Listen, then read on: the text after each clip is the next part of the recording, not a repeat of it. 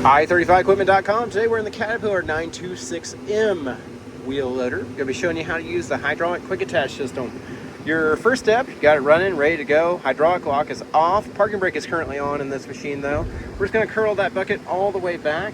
We're going to slide this little red tab up and then cycle that rocker switch down. Get a good view of it there.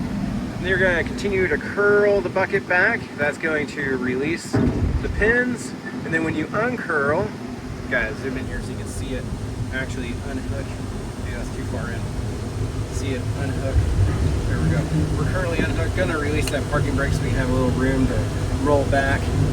And we are unhooked, checking for people around us, putting it in reverse. And here we go, backing out from it. Super easy, works great. Now, gonna put it back in neutral, pull this arm up, the loader up so you can kind of see, and it's not perfect, but I give you an idea of what's going on down there.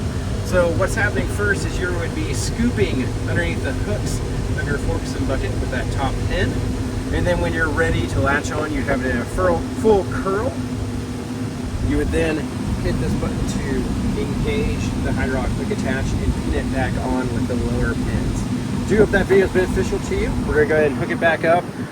Take your time if this is your first time to do it, and even if it's your 100th time to do it. Take your time, make sure no one's around you, be careful, use caution, check with your operator's manual as machines do vary.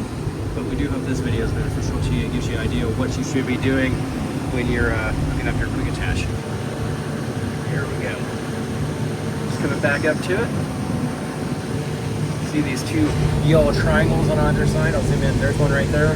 There's one on the other. And you perfectly lined up inside the ears of your bucket. They're kind of guide you up in there. And zoom back out of here. Just gonna get underneath those. We're gonna scoop underneath the bucket, full curl, bringing it back into this resting position.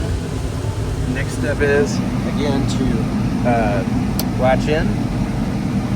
And then once you've attached that and flipped your rocker switch back to the lock position, you're just going to curl that bucket, make sure you're in full lock. Next is your safety check, no one's around.